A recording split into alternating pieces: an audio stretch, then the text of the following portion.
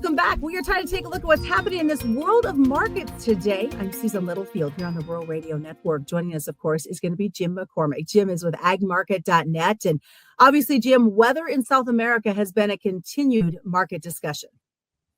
It has, and what's interesting, Susan, we're starting to see a little bit of a pattern change. The northern Brazil has been too wet. Southern Brazil and Argentina's been a little bit too dry. The pattern is now switching. Our northern part is drying out, which is going to allow harvest to accelerate and allow the safrinha crop to get planted. And then on the other hand, southern parts of Brazil and Argentina that have been struggling to get those critical rains, they are now lined up to get it. So that should help stabilize the southern part of the continent's crops. So how is planting and harvest progress going right now, knowing there's been a lot of adverse weather?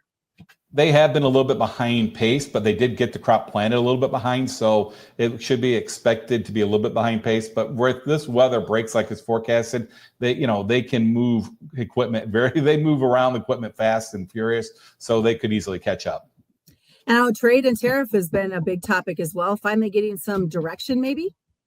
We are finally getting at least a direction from President Trump. Several times he's threatened tariffs, and then they essentially pulled them off. This time around, he did hit the tariffs on pretty much everybody in the world that exports essentially steel and aluminum to us. Canada and Mexico are big players in that market. They are trying to talk with the trade administration, the Trump administration, about it. We'll see what happens, Susan. There has been reciprocal tariffs back against it, but that could happen if they make no progress on these talks. So then how are the fund positions weighing into everything? Right now, the funds in the corn are carrying one of the biggest positions they've ever carried for this time of year.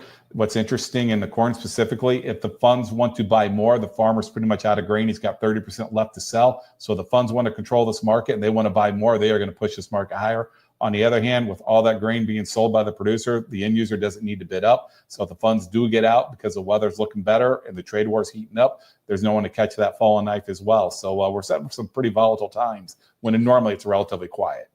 And to wrap up everything, this cattle market is back on the downside once again. Is this how we might be finishing out the trade today? Well, right now, like the cattle market, they up an escalator, down an elevator shaft. Right now, this cattle market feels like maybe we put at least a temporary top in. All right, we got a lot that we're going to dive into coming up later today during the channel Final Bell. Included in that is going to be the WASDE report, where Jim will break everything down for us. And you can find out all the WASDE information on our website and check out the podcast for the channel Final Bell. You can find that at ruralradionetwork.com. I'm Susan Littlefield for the Rural Radio Network.